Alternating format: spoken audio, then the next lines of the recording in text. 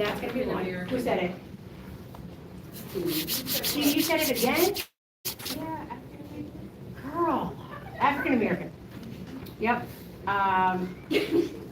What'd she say? I don't know. I don't know. I thought somebody said something funny on this. All right, fair enough. And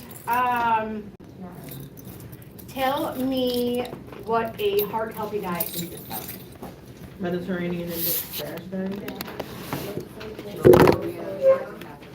I'm so proud of you. Yes.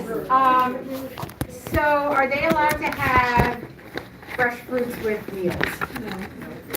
Can they on the dash diet? Right.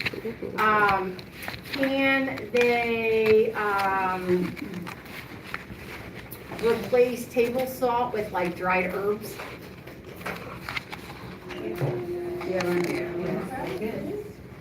Yeah, right? Can they eat frozen juice bars for a snack? No, sugar. Nah. They actually can because it's low fat. Yeah. Can they have like 2 Coca-Colas a day? No, they definitely not. I'm talking with sugar calories. So you kind of want to be able to know what that is. Tell me some risk factors for hypertension.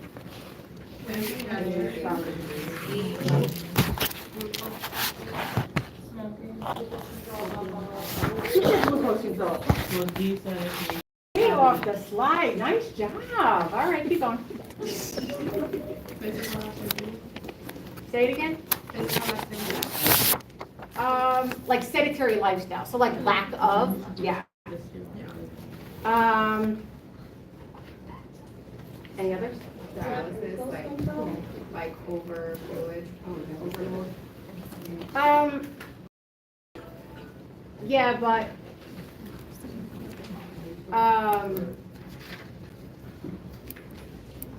they don't, so like technically, they're not like a comorbidity of each other. But if somebody does have, like, let's say dialysis, and they have hypertension, you need to make sure that you keep an eye on both, right? Because if you're doing dialysis with somebody and you're taking off that fluid, you have to just make sure that their blood pressure isn't dropping. Okay.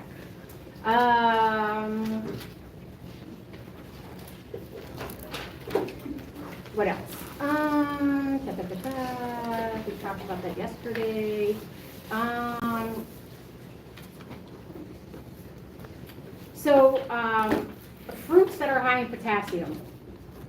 Bananas, yes. Tomatoes are like. Fruit.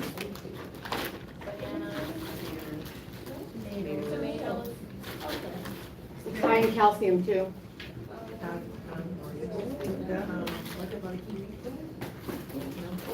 Guys, what's a fruit that's high in vitamin C? Yeah. All right. Fruits. All right, that works. We did that, we did that, we did that, we did that.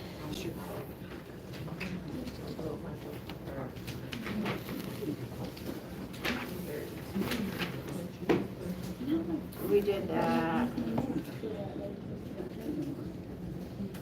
All right. So let's see where we're going to kick off.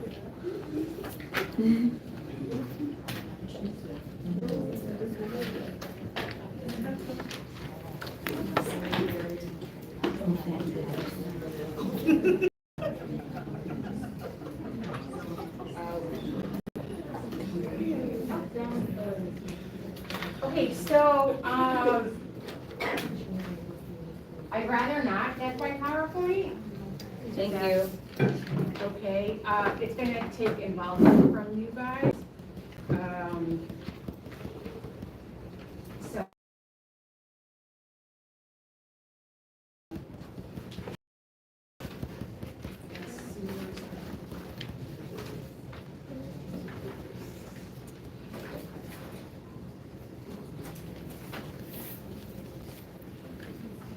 Okay, so things that we want to know regarding the valvular disease.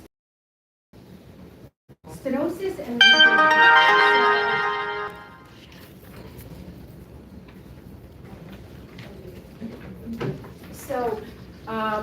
stenosis. When we're thinking of stenosis, I want you guys to think of, it's like narrowing, let's say, of an artery. So if you guys were to think of like a McDonald's big milkshake straw, and you are sipping up the milkshake, and then you let the straw go, but you look in the straw, all that milkshake is still kind of on the inside of the straw. All right, that's stenosis. That's exactly what your arteries look like when they have stenosis. There's like this buildup of like plaque and fat and stuff that's going on the inside. So what ends up happening is that the blood, this is why you guys have to know the whole circulatory system of the heart. So the blood that's getting pushed ends up being reduced. So when the heart isn't getting the right amount of blood or the amount of blood supply that it needs or that it's used to, that then starts to decrease your cardiac output. Reducing the cardiac output is going to make your patient very tired, very fatigued. So that's stenosis. Regurgitation, new term, insufficiency. It is literally just that. So if you think of somebody who is like regurgitating, let's just say phlegm, right? The valve itself that they have, it's like not completely closing. So like there's like this gap. And what ends up with this gap is, you could probably think of it as like a leak. So what ends up happening is that because it doesn't close, the blood that's supposed to be going through, like falls right back through. No, not quite. So, like other valves, right? It is a very poor diagram of valves. So this is like a normal valve in the open position, right? So this would be like our two flaps here. So like this is it closed, and then this is it open, right? So if it has stenosis, it can't open all the way. If it's insufficient, this is how it is all the time. Okay? Wrong way. Okay. We're going to get those two terms into them a lot more a little bit further. Okay. Rheumatic fever. Does anybody know anything about rheumatic fever? It has to be scrub. Say again? It has to be scrub. Yeah. Is there anything you don't know? I mean, okay, never mind. You just keep on answering. What were you going to say? Pretty much the Very well. Thank you. Okay, so the big thing with strep is, it is a reaction. Somebody gets rheumatic fever as like a delayed reaction. So let's say you have rheumatic fever, I'm around you. You don't technically know you have rheumatic fever yet. In a week from now, you're gonna know you have rheumatic fever, right? And now you're like on antibiotics and you're trying to treat it and whatnot. I've been exposed to it. I'm not gonna get it from her for like another 2 to 3 weeks. And this is the issue with rheumatic fever. So, if you see any kind of question that, you see any kind of question or whatever on UTI or on your NCLEX, or it's going to have to do with the delay, right? Because that's the big thing when testing on rheumatic fever. They want you to understand that because of this delayed reaction to your body, after you've been exposed, that has to be the party that you have to research to see if they had it prior. But because it's like that long of a delay, you have to like say to yourself, like, what's after 3 weeks ago? A lot of times the question is going to be premised as a child. Like a child, your child has rheumatic fever, blah, blah, blah. And then they're going to give you options of how they got it. It's always gonna be something or somewhere where they were around other kids or whatnot, like in the past. Does anybody have any questions on that? No. All right, cool. So with rheumatic fever, yes, it does have to do with streptococcus, and then it just needs penicillin. So here's some signs and symptoms of it. All right, moving on. So a mitral valve prolapse.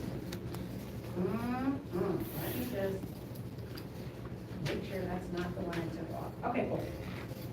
So you guys need to know symptoms on this. So, mitral valve, let me see if there's some pictures. Let me just go right there. Right there. You don't necessarily have to be. But yeah.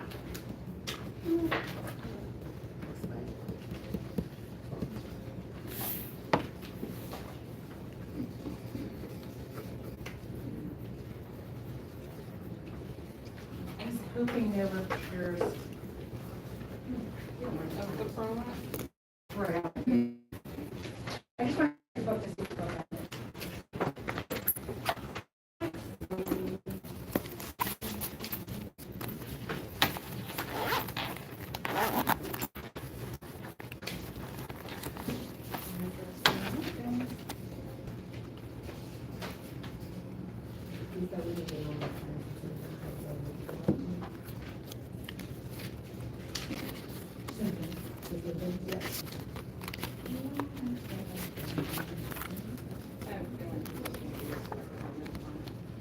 Mitral valve prolapse, here we go.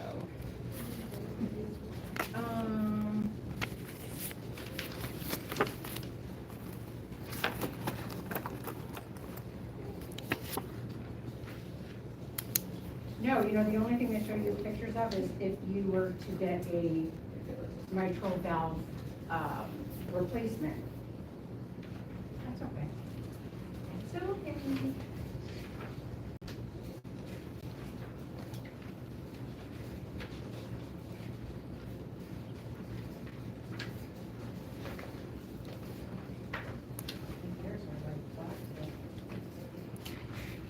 All right, so what's going on when it comes to mitral valve prolapse? So really what ends up happening with the mitral valve prolapse is that the valve between your left atrium and your left ventricle, they don't close properly. So, let's see here. So if they don't fit together, then it's going to leave the regurgitation, right? And then it's going to leave that little bit of a hole for it to leave or flow. So what ends up happening is here's like your etiology. It could be connective tissue related. If it's connective tissue related, you're born with it. So there are some types of common symptoms that we have to worry about. With mitral valve prolapse, dizziness is always going to be the number one. There's going to be chest pain, shortness of breath. And if you have like chest pain, dizziness, shortness of breath, there's always going to be some type of fatigue, right? You're just going to be tired of just kind of going through the motions and not really knowing what's going on. So these are kind of the things that we want to deal with.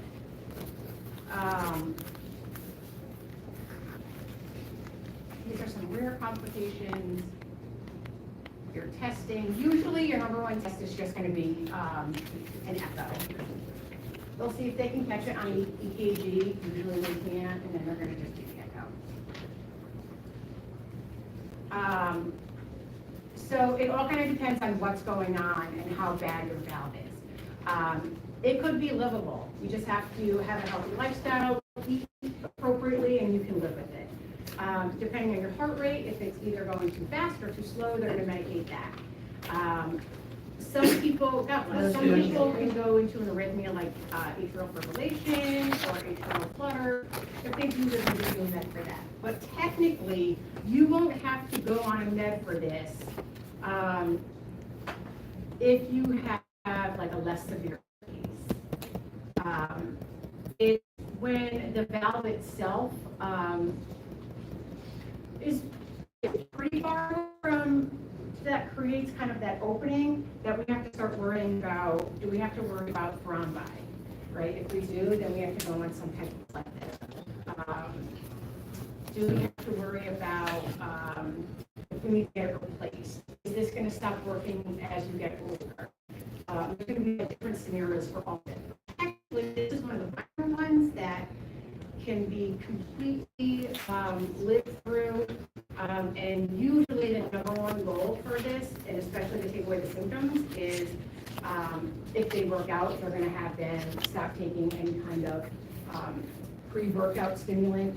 They're gonna take away any type of caffeine. They're gonna take away the chocolate caffeine too. So really limiting all types of stimulants that are gonna make the heart work even harder, and caffeine. All right, mitral stenosis.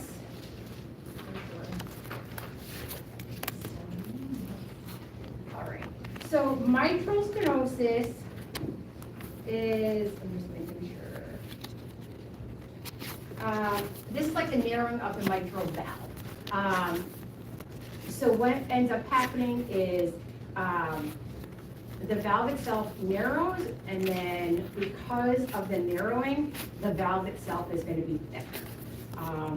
Then with that, all of your blood flow that is from your left atrium is no longer able to get through.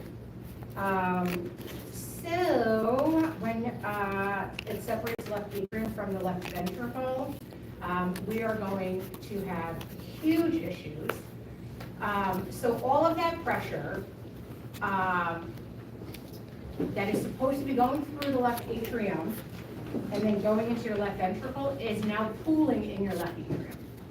When that happens, it's going to obviously enlarge, but all that pressure that's going backwards into your left atrium is also now going to be putting all that pressure onto your lungs. That is then going to lead to the failure of your right ventricle. So with that, there's going to be a lot of breathing issues.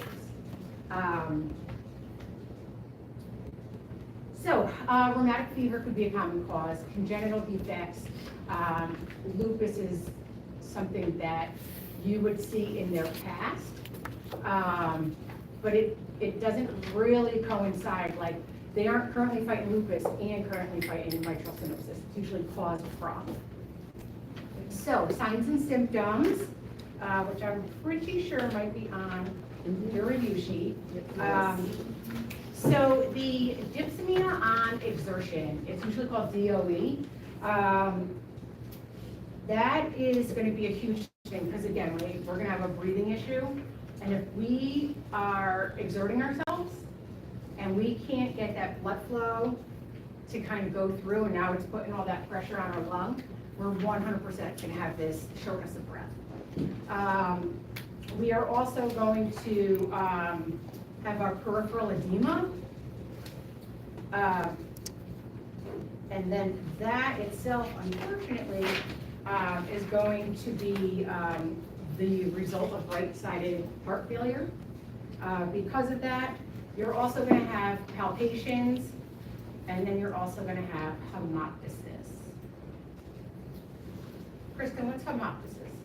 I don't believe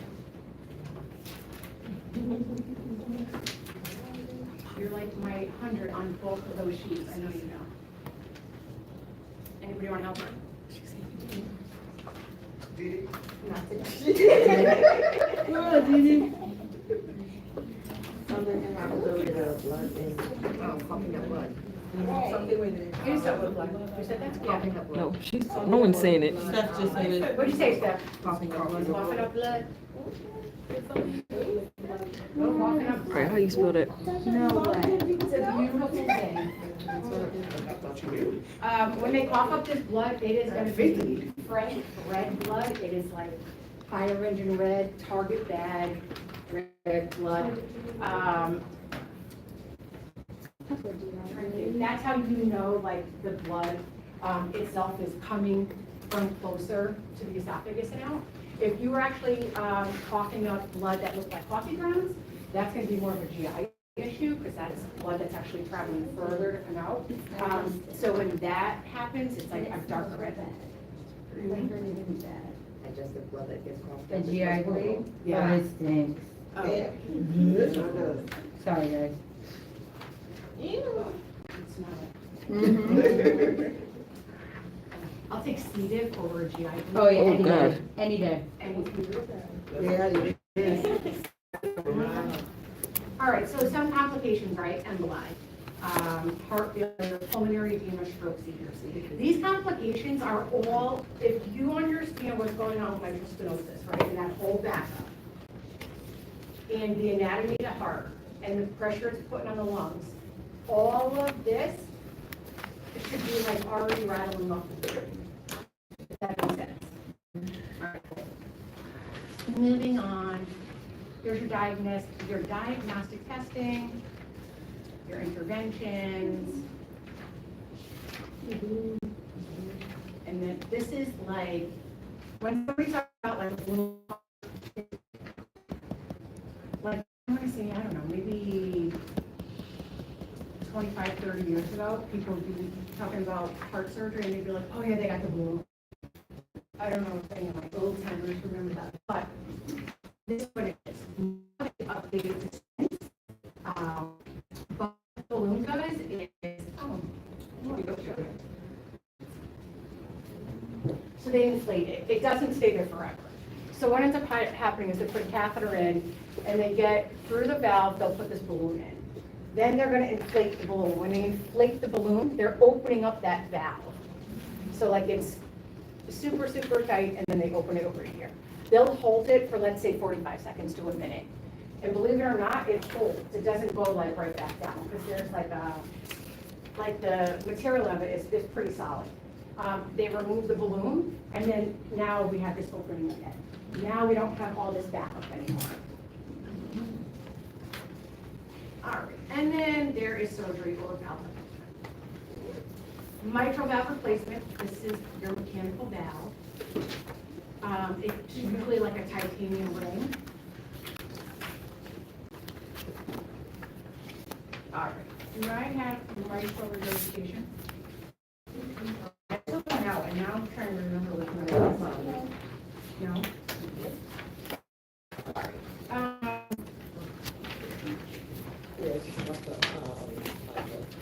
Let's see.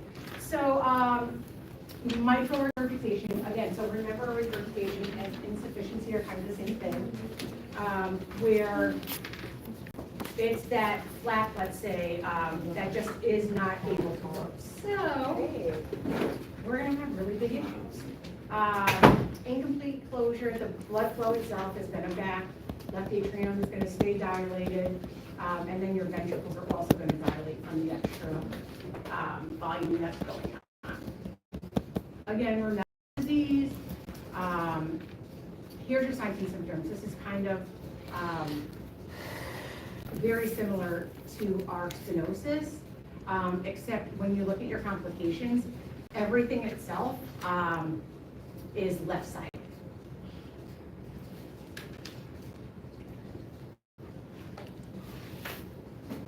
Your testing. Stenosis. I just want to check something really quick. In your book.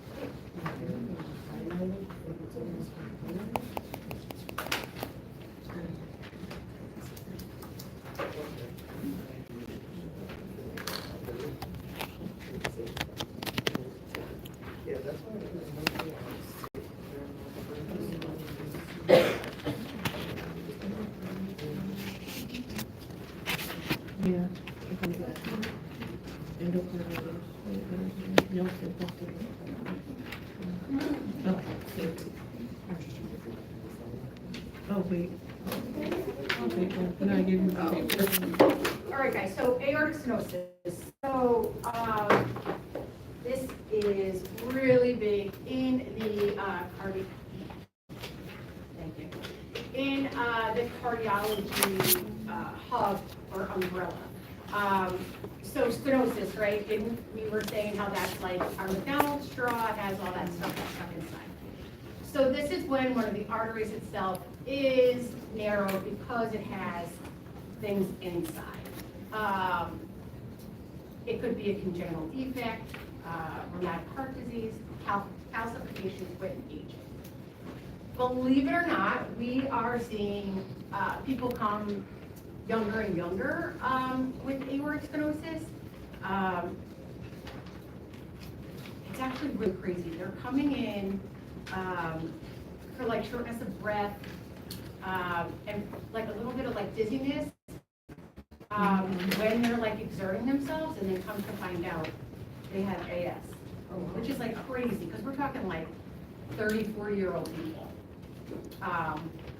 So How is this, you have to be born with it? or- So you could be born with it. A lot of it is the American diet now. And like clean eating is like a really big thing. Another really big thing that they promote is like roughage. Unfortunately, a lot of people don't eat a lot of fiber in the American diet. But the roughage itself helps to keep anything from building up anywhere in the body, if that makes sense. So, early they're gonna have some dizziness or some syncope, they'll have some DOE, they're gonna have activity intolerance, they could have a systolic murmur.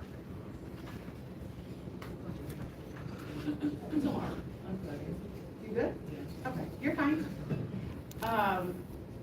Your late signs, you're gonna have the chest pain, the angina, you're gonna have edema you're gonna have edema like usually on your ankles, feet, super fatigued, and then orthopenia. So, aortic stenosis, your complications 100% is going to be heart failure. There's a possibility of an arrhythmia, emboli, endocarditis, sudden cardiac death. This is, so aortic stenosis is what leads to a complete block. So if somebody's like, oh my God, your LAD is 100% blocked, it's aortic stenosis that causes that. So they're going to do EKG, and then they're going to end up doing an echo. And how are they going to fix it? Usually it's going to be a TAVR.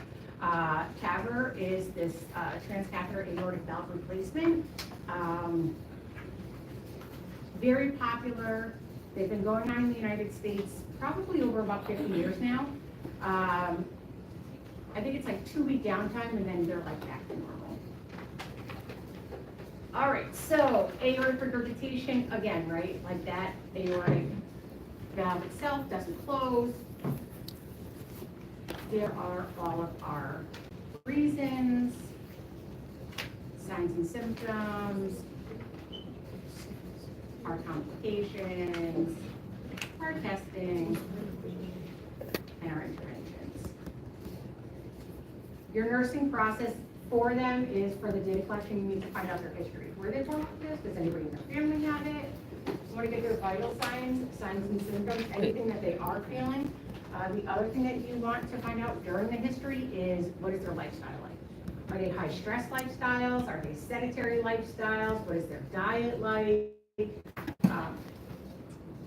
Tell me about the heart disease in your family. So history with this is going to go a long way. So this is all kind of like the nurse planning. So the priority obviously is going to relieve their chest pain if they're having the angina. For where it says like to maintain our vital signs, obviously we want to get baseline. As long as everything was good, then we want to maintain that, and then obviously continue on. Nursing interventions, the nitro if there's like, chest pain.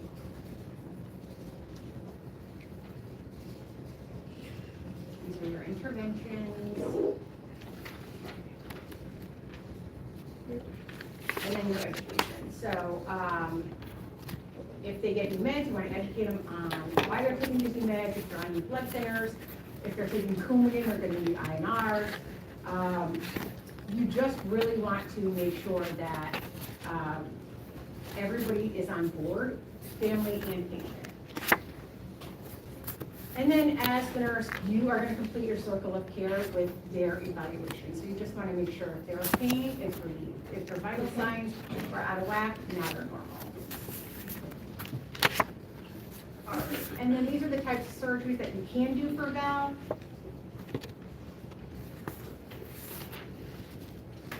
And these are going to be your types of repairs, whether it's stenosis or regurgitation.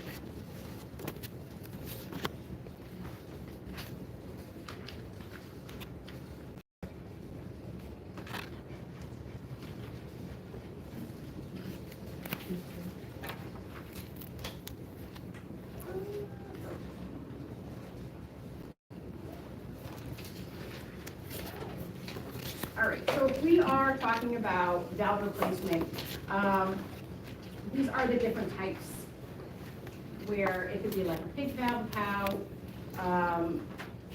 It can be yourself, it could be another human, via organ donation. It all kind of depends on what you believe in. The mechanical valve itself is going to be your most durable, but if you do like a biological one, like this, you don't have to be on lifelong anticoagulation. If you have a patient who's like 80 and they're very active and they go to the gym every day and they're just like an 80-year-old who's active, they're probably going to try to talk them into a biological because they really want an 80-year-old on anticoagulants for the rest of their life. Anticoagulants, them, like just them on their own, they're a lot of work, especially as you get older. If you end up falling, now we got to worry about bleeding too, right? If you, I'm sure everybody's like seen the skin, you know, like if you bump into the doorway, if they don't have a huge black hematoma on their arm, then they literally like tore the skin and it's just like bleeding out. At 80, if you're that active where like you kind of live like a 60-year-old, you don't want to be on that. That's going to limit your life, you know? So complications of both valves. And then this is just going to be the process for your surgery prep, nursing diagnoses, your teaching regarding the surgery prep, post-op nursing care. All right, here's our different layers of the heart. I'm pretty sure that you guys learned this with Ms. Hessler. Mm-hmm. Okay. Can anybody tell me about infective endocarditis?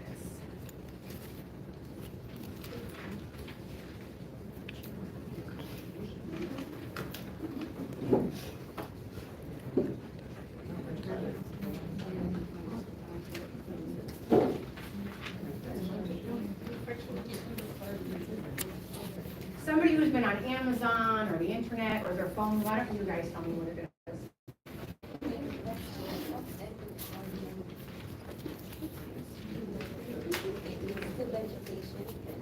Inflammation of the inner layer of the heart.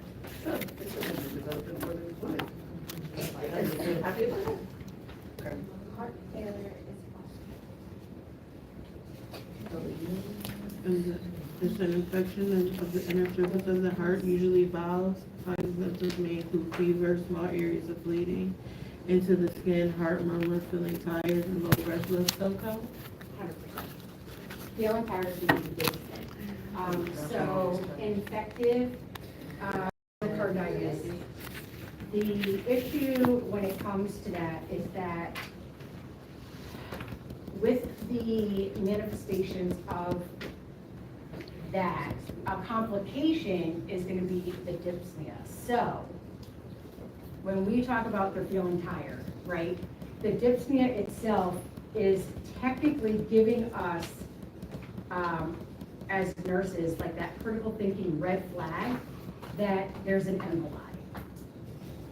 That's what I want you guys to remember about infective endocarditis. So when this emboli starts to create it itself, it's going to be in the right heart chambers, which then terminate into the lungs. That's what causes that dyspnea. And then the left chamber emboli may travel anywhere in the artery. That's when we have to worry about it going anywhere from spleen, kidneys, brain, lungs, extremities. But we kind of have to rectify that before we treat the infection itself. Okay.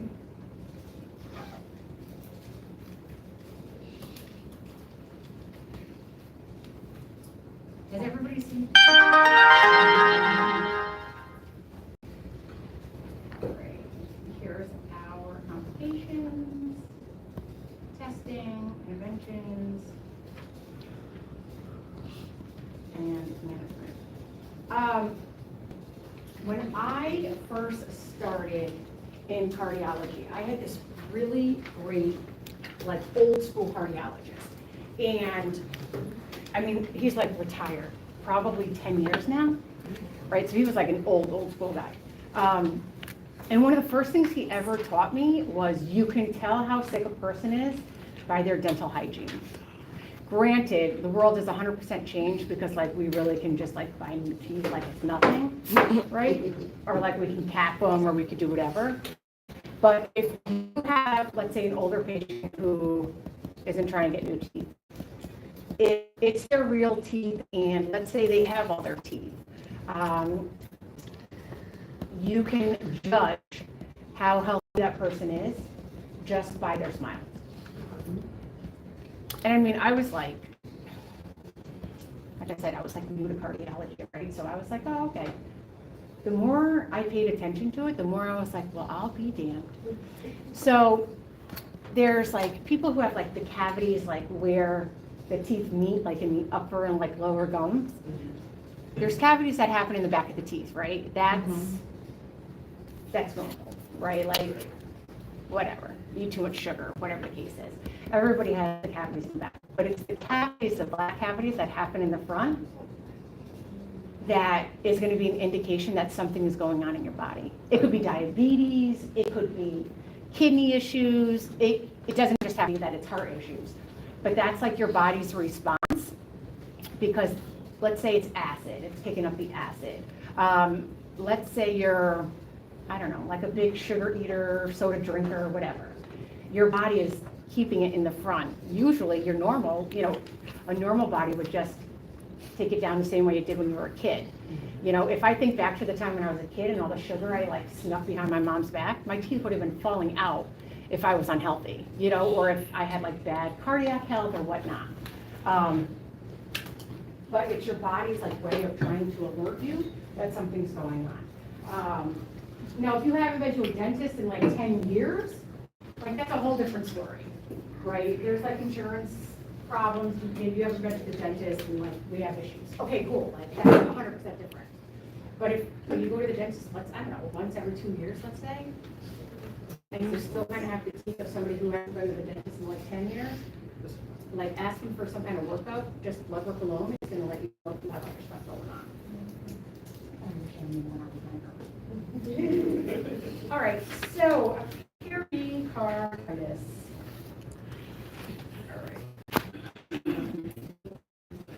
All right, just inflammation of your pericardium. So the number one cause of this is Lyme's disease. And the crazy thing is Lyme's disease usually will go either undetected or it'll be like a year into you getting tested to find out what's going on and you thinking you have like some kind of autoimmune issue and they finally realize you're Lyme. So signs and symptoms is going to be 100% chest pain. The big thing with this is when they have the chest pain, then you want them to lean forward, sit up, lean forward. It takes the pressure off of you while you're breathing. Diagnostic testing, interventions. All right, so a pericardiocentesis is when they're gonna inject you with an extremely large needle. Another one, guys. Yep. An extremely large needle. They're going to put it right into the pericardium, and then they are going to release that entire syringe of what is usually going to be like a pussy fluid that's caused from your infection.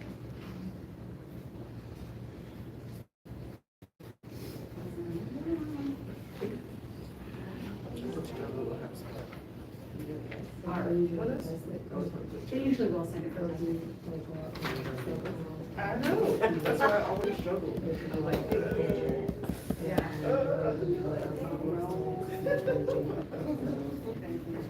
I usually have them. Oh, fair enough, right. All right, guys, so myocarditis. So this is going to be inflammation of myocardium. Inflammation of the myocardium is going to be what ends up being an enlargement of the myocardium. Inflammation, it's rare, and it often follows a virus.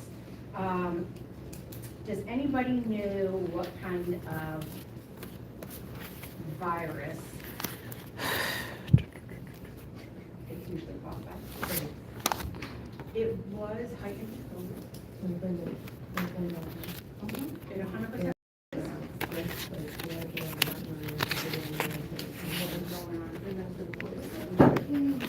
It was amplified with COVID. All right, so let's see what we have here. Common cause of it, 100% is going to be viral infection. 100%.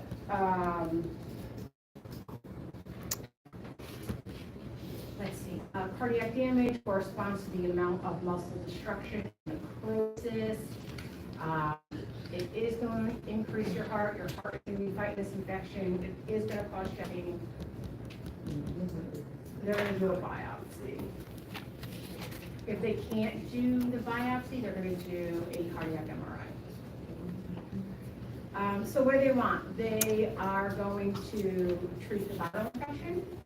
They're going to take you off. They're going to reduce your heart load altogether. If you do have a shortness of breath, they will give you the O2. But the whole premise behind it is that they need to get rid of that inflammation that's going on. Let's see. Let me see.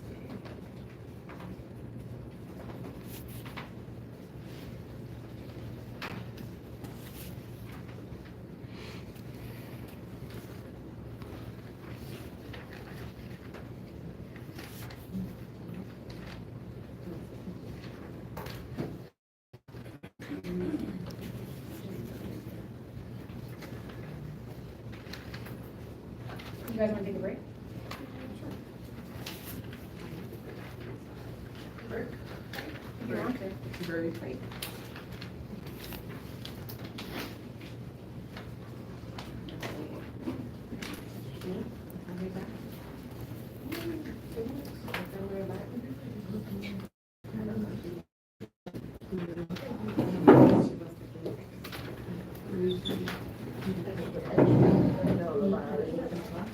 I'm pretty sure I did.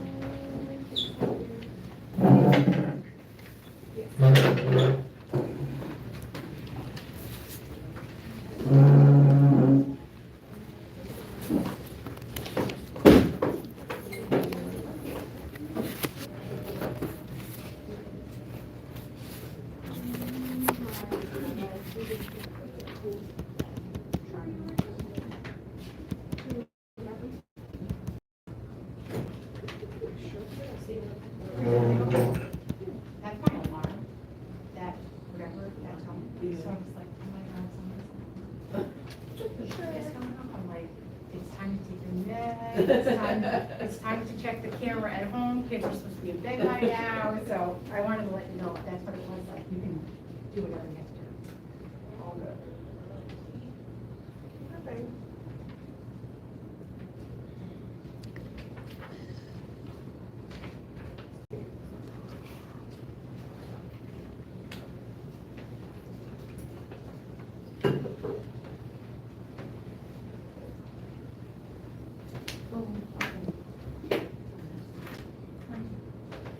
No, so, of course, this was bringing back memories. It's been early. I was trying to remember which inflammation of the lower of the heart was caused by like excessive drug use.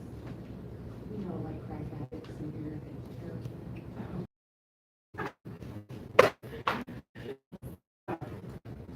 It's really great. Not really, because you know, I did liberation house. And a lot of the patients, yeah. And a lot of the patients I saw was like heart failure, some of them was like on dialysis, and a lot of them was all the way on dialysis. Yeah. So I was like, oh my gosh, I remember like me and one of the nurses walking and we couldn't remember which infection was the most common. Well, when you think about drug users,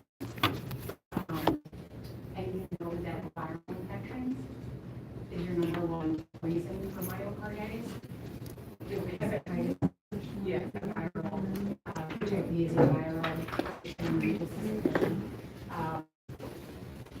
so it's usually going to be out, kind of signaling out. Yeah. I mean, everything's good, they just don't.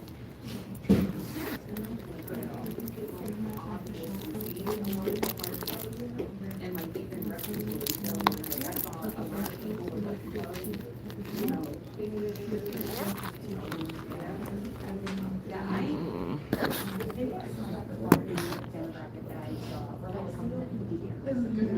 And like, maybe it meant for all these other illnesses, or it's really weird, because I was different ones that I know that's causing like yeah, you know? it's like they can't expiry. Yeah, they got 3 different respiratory illnesses going on to incorporate COPD, right? So like, we're flushing with that, like they can't even breathe correctly, you know?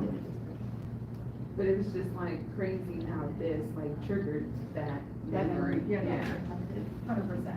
100%. I mean, Plus I still have to do my mental health assignment, so it's gonna be one of the things. You wanna that do I- it? Well, you guys have, I haven't been on it. couple weeks, right, because he's not here. I Or does he still have? No, for when you go to do your mental health rotation, there's Oh, an there's a project or assignment, whatnot? I yeah, got you. but they say it's not due until the end of the month. We have a mental health.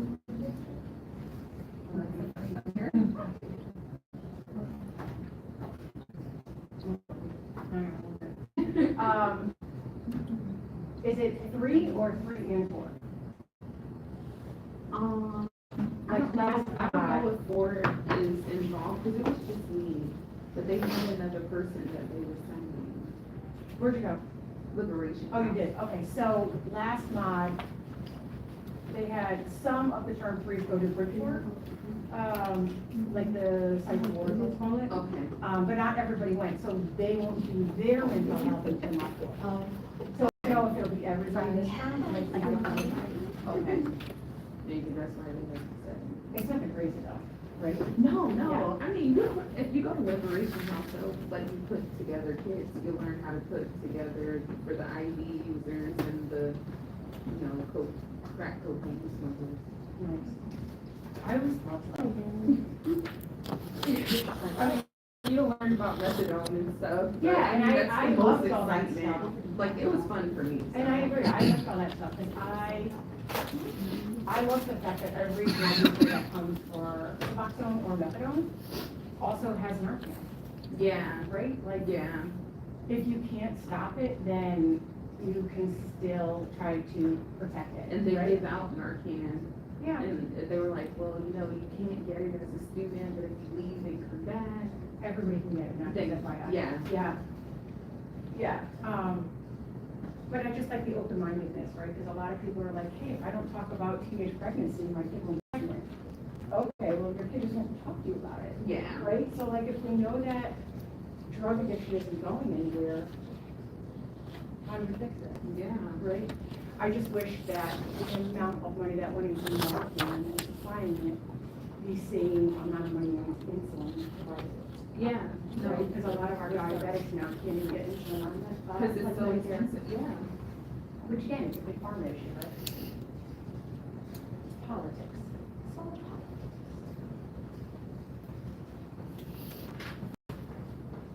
You got a sticker that says, I can see why this is going. That's awesome.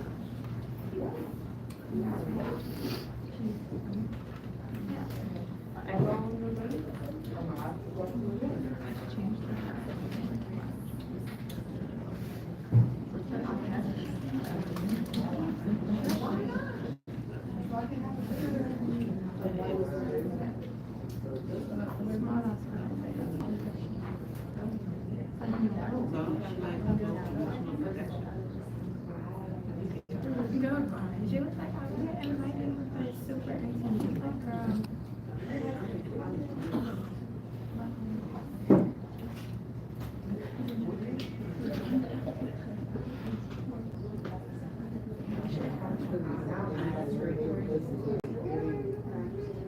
I'm gonna give her a week.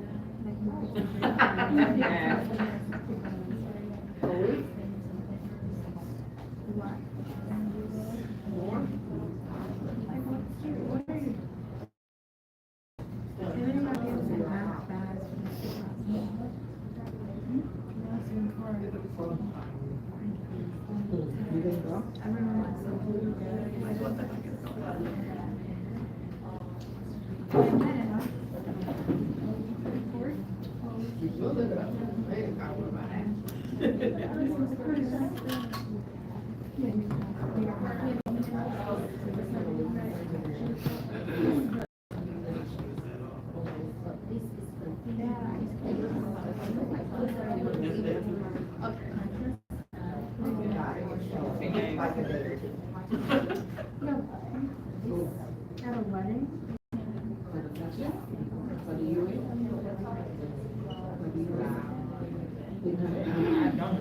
I really don't. I'm not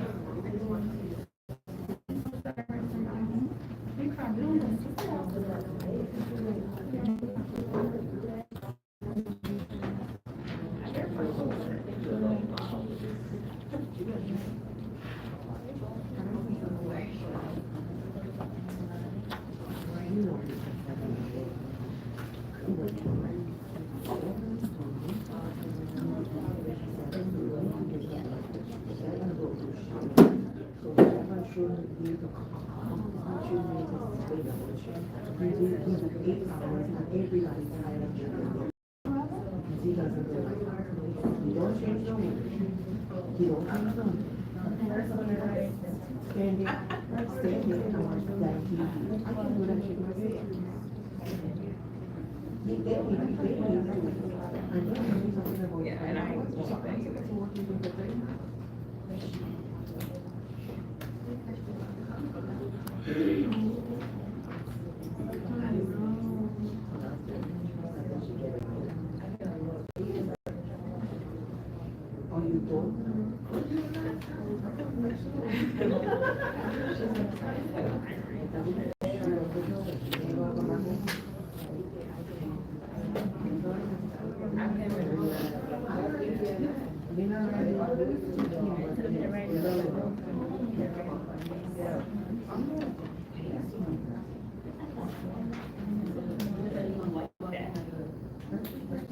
Jamaican.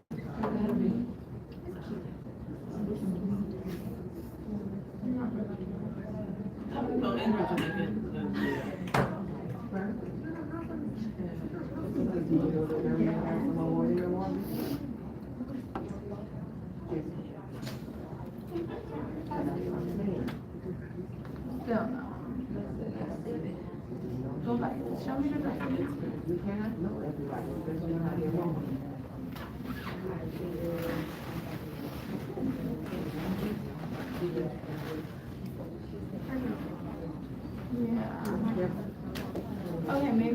screenshot and something like that, actually. Because it's a lot going on, like the shoulders, the back. Yeah, so you want you want something that's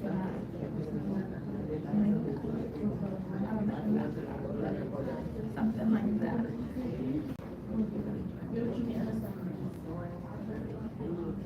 I don't like that. Actually, that's hard.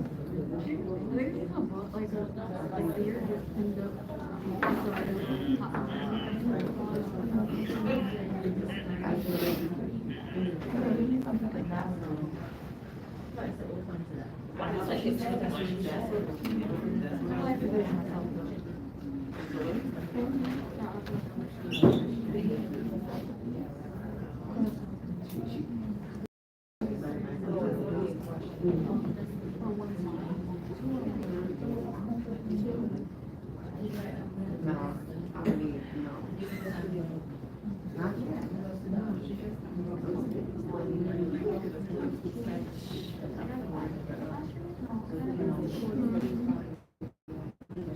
This girl has a one of the girls I was in the hospital shower.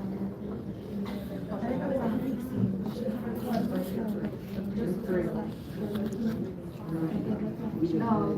nothing but curly hair, so she won't be running it every night. It was real like blended people. Yeah, that's how we're.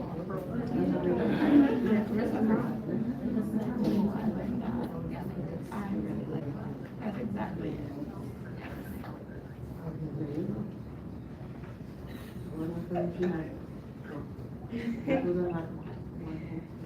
One